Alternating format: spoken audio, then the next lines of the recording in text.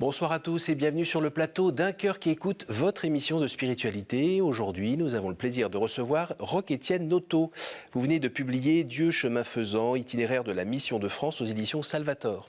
Alors vous allez pouvoir nous raconter votre parcours spirituel et puis évidemment votre expérience au sein de la mission de France où vous êtes depuis à peu près une trentaine d'années. C'est ça. Juste avant, je vous invite à vous plier à la même tâche que tous vos prédécesseurs, nous lire un extrait de texte de votre choix. Très bien.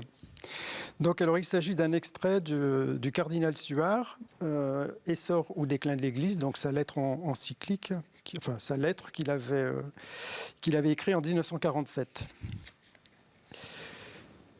Pour convertir le monde, il ne suffit pas d'être des saints et de prêcher l'Évangile. Ou plutôt, l'on ne peut être un saint et vivre l'Évangile qu'on invoque sans s'efforcer d'assurer à tous les hommes des conditions de logement, de travail, de nourriture, de repos, de culture humaine, sans lesquelles il n'est plus de vie humaine. Aussi, la mission du chrétien n'est pas seulement un apostolat, c'est la convergence de 3 actions simultanées, religieuses, civiques et sociales. Voilà. C'est un texte très court, très bref, mais qui, pour moi, me semble être très significatif et de ma vie spirituelle et de l'intuition spirituelle de la mission de France. Donc voilà, donc dans ce texte-là, je lis en fait un petit peu en filigrane la lettre de Saint Jacques, c'est-à-dire la foi, les œuvres, c'est-à-dire que si la foi sans les œuvres, voilà, ça marche la foi pas bien. sans les œuvres, ça marche pas, mais les œuvres sans la foi, c'est pas non plus le mieux. Donc là, à travers ce petit texte de Suard, j'ai vraiment ressenti que l'engagement dans la mission de France, et puis après la mission plus de l'Église, c'est exactement ce qu'il dit. Donc en fait, c'est une convergence simultanée entre la dimension religieuse, donc moi je dirais transcendante, oui. donc c'est-à-dire c'est la foi, la dimension sociale, donc c'est-à-dire que ça doit aussi se transmettre dans un engagement social, c'est-à-dire au service des autres, de la charité. Et puis après, il y avait la dimension civique, c'est-à-dire l'engagement citoyen. Donc donc ces 3 doivent se tenir ensemble. Alors après, il peut y avoir des polarités, mais voilà, si on n'est que sur un seul axe et on néglige les autres, on rate quelque chose de la mission. Il y a l'idée de fonder l'action dans la contemplation ? Alors, il y a l'idée effectivement de fonder l'action dans la contemplation et la contemplation dans l'action. Donc, c'est-à-dire qu'en fait, on contemple, mais on agit et on agit et on contemple. Donc, alors, ça vous a touché assez fortement pour que vous vous engagiez, vous que soyez appelé à être diacre ? Alors oui, ça m'a touché énormément. Donc effectivement, le diaconat est venu petit à petit. C'est pas tombé d'un coup. Donc c'est venu progressivement. Alors si vous voulez, on va rembobiner un peu tout ça. On peut rembobiner. Vous êtes originaire de quel coin ? Alors du département de l'Ain. Bourg-en-Bresse, mais plutôt du côté de... je suis né à Bourg-en-Bresse, mais plutôt, j'ai vécu dans la campagne, plutôt près de Lyon. D'accord. Voilà. Famille catholique pratiquante ? Non. Même aujourd'hui encore, je suis le seul spécimen de ma famille. Qu'est-ce qui vous est arrivé ? Une chute de météorite ou qu'est-ce qui s'est passé ? On peut le dire, oui. Vous visez juste là. Chute de météorite. Donc en fait, donc je devais avoir 21-22 ans à l'époque, et je suis tombé sur le livre de... je sais que ça fait un peu cliché, mais de Thérèse de Lisieux. Oui, donc, mais ça va, ce genre de cliché, ça va bien. Comme bien d'autres, parce que je me suis aperçu... je ne connaissais pas du tout Thérèse de Lisieux. Donc j'ai lu ce livre, parce qu'en fait, l'histoire d'une âme, et en fait, comme quoi, vraiment, les choses, des fois, se font d'une manière complètement inattendue. C'est que c'était un moment où je m'intéressais, en fait, au spirituel, mais plus les esprits, le monde des esprits, tout ça. Alors, je ne veux pas dire que c'était de l'occultisme. Je n'étais pas du tout là-dedans, mais ça m'intéressait beaucoup. Et en fait, Histoire d'une âme, pour moi, âme, ça résonnait comme esprit. Donc je me suis dit, bon, il y a peut-être qu'il y a la nature avoir spirituelle des de l'âme. sur le monde des esprits. Eh ben non, ça. Et, pas tout à fait. Alors, pas tout à fait. C'est plus riche. Donc voilà, et en fait, ça a été vraiment c'est le chemin d'amour entre Thérèse et le Christ, et Dieu qui m'a, moi, touché. Hein. Donc, voilà, et puis notamment des paroles où Thérèse, elle montre en fait que cet amour de Dieu pour elle, en fait, il n'est pas dû à ses œuvres, c'est un amour gratuit, et que si elle en a bénéficié, tout le monde pouvait en bénéficier. Donc, et puis moi, je me suis dit, pourquoi pas moi? Et c'est né comme ça. Voilà, alors parfois, certaines personnes ont été un peu rebutées par le style. Alors moi, pas du tout. Non, vous avez bien aimé Pas au contraire. Non, ouais, j'ai vraiment adoré, mais je me souviens parce qu'à l'époque, je ne connaissais pas Thérèse, hein, donc, et je ne savais pas qu'elle était si connue. Je pensais que j'étais le seul à la connaître. Hein, donc, or du coup, comme c'était un vieux livre en fait, qui nous avait été transmis par une dame âgée, c'était une édition de 1913. D'accord. Donc le livre était très abîmé. D'accord. Donc, voilà, peut-être que je vais juste... Au moment où j'avais pris la décision, on va peut-être en parler, d'entrer au monastère, je me suis dit, il faut que j'emmène un exemplaire du livre de Thérèse de Lisieux, parce que je ne le trouverai jamais plus, parce que je pensais que personne ne la connaissait, je pensais que j'étais le seul. Et du coup, j'ai recopié le livre à la main. Oh. Voilà, parce que c'était très... Alors, je n'avais pas d'ordinateur à l'époque, donc j'ai tout recopié. Avec les enluminures aussi ou pas? Oui, enfin, j'avais fait des dessins, tout ça, c'était magnifique. C'était un pavé comme ça. Du coup, pour pouvoir l'avoir sous la main, pour pouvoir m'en nourrir. Alors, je connaissais les pages par cœur. Et quelle ne fut pas votre surprise en arrivant dans la bibliothèque? Et quand je suis arrivé, donc voilà, après en 86, donc là, c'est pareil, donc je suis entré j'ai voulu faire une expérience monastique, mais en fait, moi, j'y rentrais pour toujours, hein, mais c'est pareil. C'était où? C'était au monastère d'Hautecombe. D'accord. Et donc à l'époque où il y avait les moines, c'était avant le bénédictin. Bénédictin, oui. Et en fait, là, c'est pareil, c'est surtout par ignorance, c'est-à-dire que comme Thérèse, elle était moniale, je me suis dit, la seule vocation, c'est d'être moine. Donc, du coup, mais en fait, je portais vraiment ça en moi. Donc j'ai fait cette expérience-là qui a été riche, qui a été difficile, hein, puisque je venais d'un milieu vraiment très, très, très loin de la foi, hein, du catholicisme. Donc du coup, ça a été un déphasage complet du jour au lendemain. 1er octobre 86, j'entrais à Hautecombe. Donc et puis, ça a duré la règle, la vie, les offices, la vie en communauté, et puis surtout... comment dire, c'était une communauté âgée, hein, donc alors moi j'étais très jeune, hein, donc de me retrouver quand même avec beaucoup de gens qui pouvaient être mes grands-parents, quoi, quand même. Voilà, même s'il y avait quelques jeunes, hein, donc, mais voilà, c'était quand même une radicalité, qui a été quand même assez difficile à assumer parce que je n'étais pas mûr à l'époque pour ce genre d'arrachement, quoi. Et alors, ça s'est conclu comment, cette expérience? Alors, ça a été une année, comme je disais, donc forte, riche, où j'ai pu approfondir quand même mon enracinement dans la foi chrétienne. Et notamment, je pense que si je n'avais pas fait ça, je pense que ça se serait dilué. Puis, je ne suis pas sûr que j'aurais continué le chemin à la suite du Christ. Hein. Donc, du coup, ça a été un enracinement. Et puis, donc on sentait bien quand même que c'était quand même un peu juste pour s'engager, puisqu'il y a eu un moment où je devais prendre l'habit, mais justement, il y a eu un moment où on s'est dit, c'est peut-être pas tout à fait mûr. Et puis c'était une période où dans la vie de l'Église, les communautés charismatiques se développaient un peu partout. On va dire peut-être plus séduisantes, plus jeunes. Plus séduisantes, plus jeunes, oui. Donc, et c'est comme ça justement qu'on m'a orienté vers...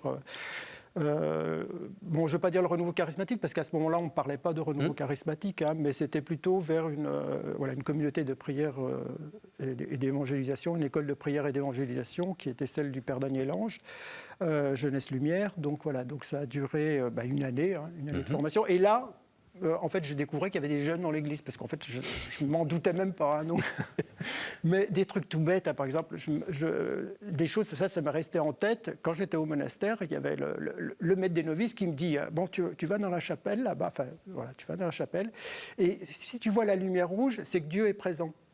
Alors je rentre, ça, puis je regarde, puis je vois effectivement une petite lumière qui scintillait. Et puis il me dit ça veut dire que Dieu est présent. Et moi, je croyais que la lumière, c'était Dieu. Alors, j'ai passé, je sais pas, au moins 2 heures, et je fixais la petite lumière en pensant que c'était. Je me dis, c'est bizarre, il bouge quand même. Donc voilà, non, mais c'est pour dire quand même. Pour dire que vous n'aviez pas reçu grand-chose à la maison, à l'école. Non, puisque c'était pas des choses dont on parlait. Hein, donc voilà, tout ça pour dire que j'étais. Voilà, donc, et je découvrais des jeunes dans l'église, des jeunes de mon âge. Alors, une fois que vous avez eu cette formation de 1 an chez Jeunesse Lumière, où en gros on vous a bien mis en route pour partir sur les routes annoncer la bonne nouvelle, vous êtes parti sur les routes annoncer la bonne nouvelle ? Alors oui, pas comme ça, mais effectivement, j'ai pris j'ai pris un emploi d'animateur social et je continuais à cheminer avec un moine bénédictin. Donc voilà, et puis au fur et à mesure, donc je réfléchissais puisque je gardais toujours dans mon cœur, je me disais pour moi c'est la vie monastique, mais je me disais c'est trop tôt. Oui. Donc j'attendais, donc je travaillais, je faisais des expériences enrichissantes et puis en discutant avec ce moine bénédictin qui était un peu mon accompagnateur, finalement on en est arrivé. Moi je lui dis, moi j'aimerais bien en fait avoir une vocation, à la mission. J'aimerais bien être, diffuser l'Évangile, mais tout en travaillant. Je veux dire parce que pour ça venait d'où cette sensibilité-là ? De quoi, le travail et je pense qu'en fait, je pense que j'ai toujours été comme ça. Et pour moi, le travail et la vie au milieu des autres, ça a toujours été quelque chose d'important. Chez vos parents, par exemple, il y avait justement cette vie professionnelle dans un groupe ? C'était pas... Oui. Alors bon, c'était pas au niveau mais vous avez toujours été habitué à entendre vos parents parler d'un travail engagé avec d'autres personnes et autres. Oui, c'était... Oui, dans la famille. Bon, c'est vrai que nous, on était dans un milieu rural, hein, mais après, c'était avec les agriculteurs. Voilà. Donc, il y avait effectivement ce goût d'être avec les autres et d'annoncer l'Évangile. Donc, pour moi, ça, c'était important. Et c'est ce moine-là qui, finalement, au bout d'un moment, me dit, tu devrais peut-être t'orienter vers la Mission de France. Alors, la Mission de France, il faut préciser, c'est donc un diocèse un peu particulier. Voilà, donc c'est un diocèse qui a été créé par Pie XII, hein, donc en 1954, hein, du moins la forme canonique, hein, mais la Mission de France, elle a été créée par les cardinaux et archevêques de France, donc ce qui est actuellement la conférence des évêques, hein, mais sous l'impulsion du cardinal Suard en 1941 officiellement, et ensuite le séminaire a ouvert en 1942.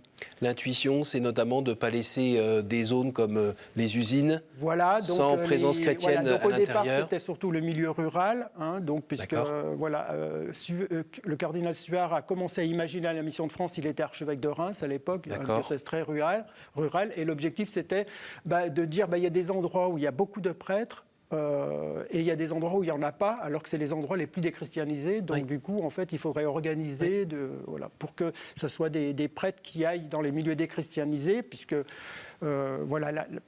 la question de la déchristianisation, évidemment, ça ne date pas de Vatican II, hein, ça date de bien avant. Hein, et il y avait déjà des évêques qui réfléchissaient à...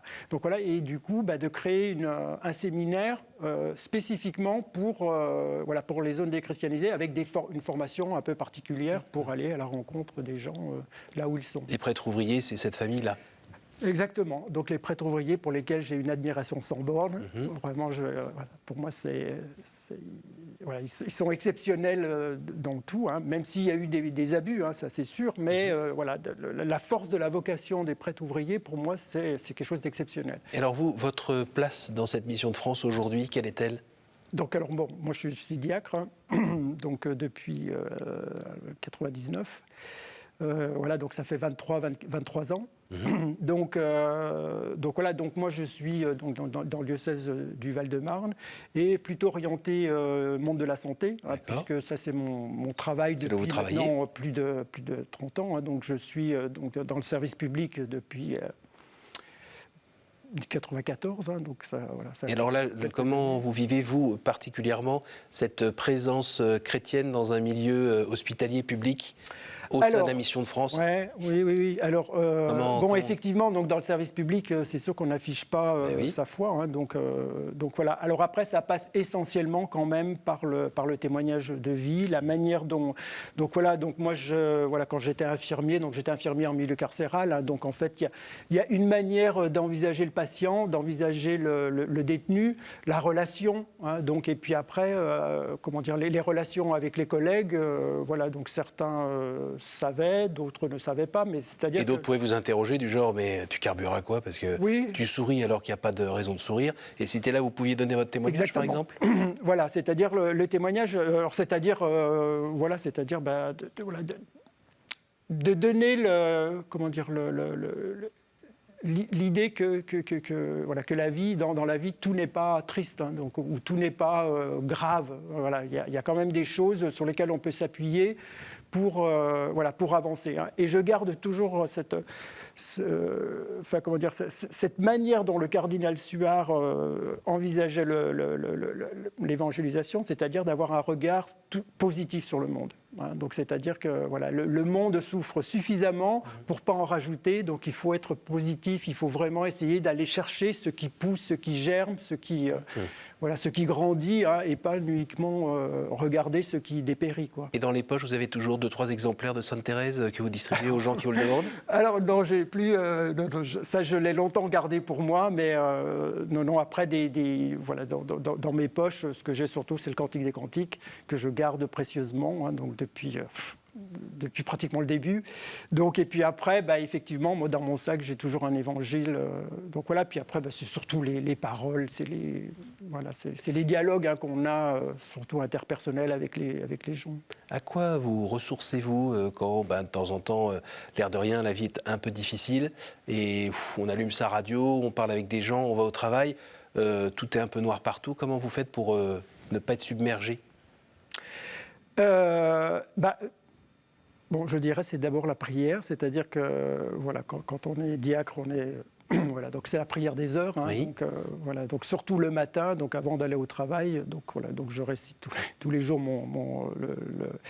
les laudes, les laudes avant d'aller au travail, et ça m'aide beaucoup. C'est une habitude que j'ai depuis un certain temps, tous les matins. Puis après c'est au quotidien, en fait, c'est spontanément, en fait, la pensée du Christ me revient en tête. Hein, et puis, c'est la prière de l'Angélus, en fait. Oui. Je me souviens qu'avant d'entrer à Hautecombe, donc j'étais allé voir le curé de ma paroisse, et puis je ne sais pas pourquoi, d'un seul coup, il m'a parlé de l'Angélus. Je me dis, tiens, c'est bizarre, pourquoi il me parle de l'Angélus, surtout que je ne savais pas trop ce que... Vous pensiez à l'ange Élus. Voilà.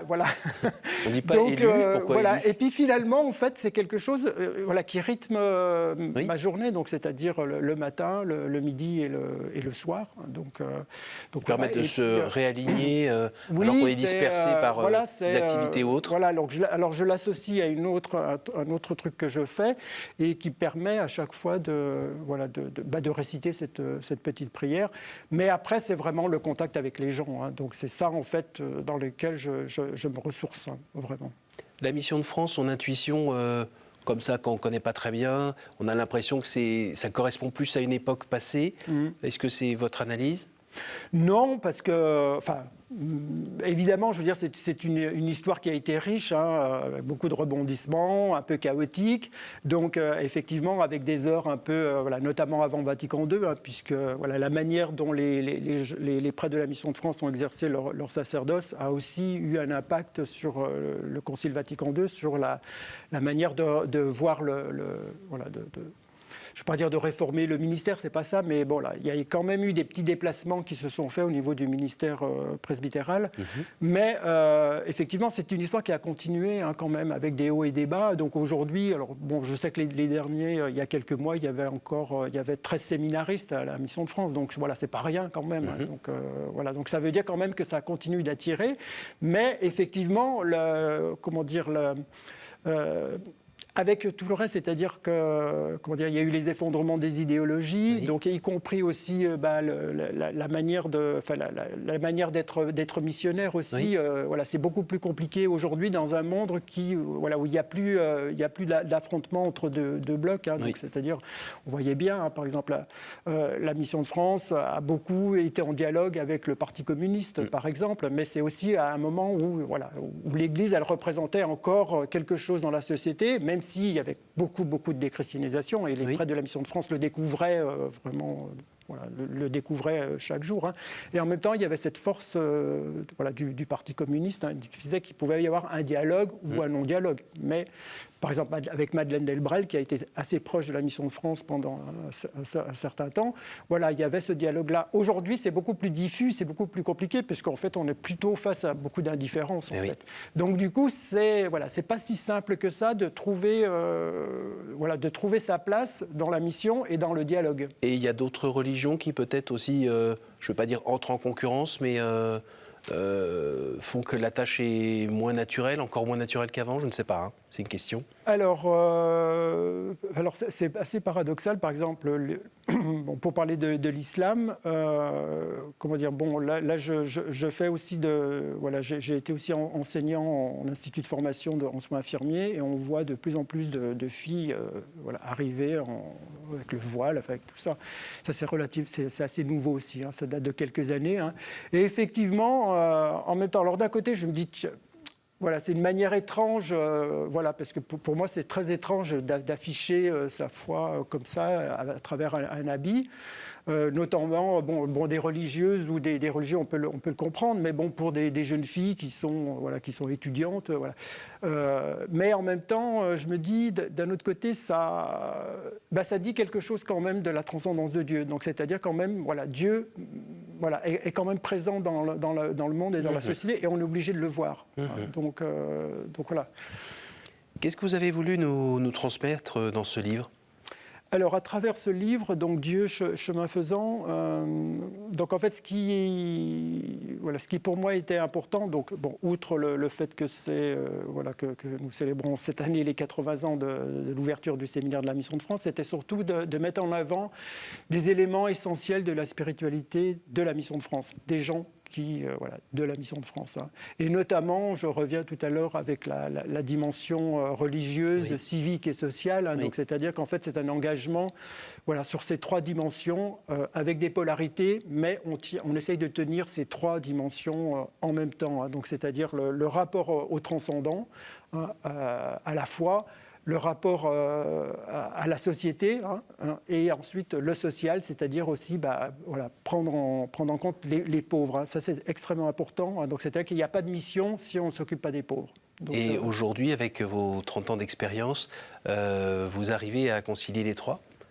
Alors, personnellement, personnellement, j'essaye. Hein, donc, c'est-à-dire, la dimension spirituelle, donc ça, elle a toujours été présente. Hein, et puis, dans le travail aussi, puisque j'ai publié un livre sur la détresse spirituelle du patient, mais qui est plus orienté détresse existentielle, hein, sur le sens de la vie. Hein, donc, donc, à travers ce livre-là, j'ai essayé de dire aux infirmiers comment on peut prendre en charge cette souffrance-là, qui est souvent négligée, hein, la souffrance spirituelle des patients qui est négligée. Hein. Donc voilà, puis après, c'est aussi tout ce que je peux faire aussi en termes d'engagement dans la foi ou dans l'Église. Hein. Donc évidemment. À travers le diaconat. Pardon ? En étant diacre, tout ça. Et puis après en ayant des engagements, notamment, c'était surtout à Ivry-sur-Seine. Donc, et puis après, d'un point de vue civique, hein, moi, ça a commencé par le fait d'aller voter. Hein, puisque j'étais pas du tout dans une famille où on votait, on était assez Donc, et du coup, pour moi, ça a été un engagement assez fort, c'est-à-dire d'aller voter. Donc ça, c'est un engagement citoyen, et je me dis, en tant que chrétien, on doit avoir une action sur la société. Hein, donc puis après, c'est l'engagement aussi associatif. Hein, donc il y a plein de choses qu'on peut faire. Et après, social. Donc ça a été mon engagement auprès de comme accompagnateur spirituel de la conférence Saint-Vincent, hein, mais après ça a été aussi des engagements pour les pauvres, quoi. Hein. Donc, On arrive déjà à la fin de cette émission. ça passe très vite. Je vais vous demander de dire par 3 fois un chiffre entre 1 et 10, s'il vous plaît. 3. Quel conseil donneriez-vous à quelqu'un qui aimerait rencontrer Dieu ? Quel conseil je donnerais à quelqu'un qui aimerait rencontrer Dieu ? Alors, je ne sais pas si je peux donner des conseils, mais c'est de se questionner. Hein. C'est déjà d'avoir un questionnement. Celui qui ne se questionne pas, il ne cherche pas. Hein. Donc, et Dieu, en fait, on passe sa vie à le chercher. Hein. Donc, se questionner. Une deuxième ? 7. Y a-t-il une parole que vous regrettez de n'avoir pas dite à quelqu'un ? Alors, il y en a beaucoup, hein, mais peut-être à mes parents qui sont décédés. Hein, donc, peut-être de ne pas leur avoir assez dit combien je les aimais. Et voilà, puisque quand on est dans la vie quotidienne, on ne pense pas à ces choses-là. Et puis après, c'est trop une fois tard. qu'ils sont partis, qu'on se dit, bon. Mais bon, en même temps, je me dis, là où ils sont, ils le savent. Voilà, vous pouvez prier pour eux. Voilà, on peut prier pour eux. Une dernière ? Alors, entre 1 et 10, toujours 2. Quelle est pour vous la plus belle fête ? La plus belle fête ? Il y en a plusieurs, hein, mais ça serait la Pentecôte et Pâques, évidemment. Merci beaucoup, Roch-Étienne. Je vous remercie. Merci d'être venu jusqu'ici nous partager ce qui fait votre vie. Je rappelle le titre de votre livre, Dieu chemin faisant, itinéraire de la mission de France, paru aux éditions Salvator. Merci à vous tous pour votre fidélité. Retrouvez ce programme sur notre site www.ktotv.com. Et puis moi, je vous donne rendez-vous la semaine prochaine. Bonne soirée.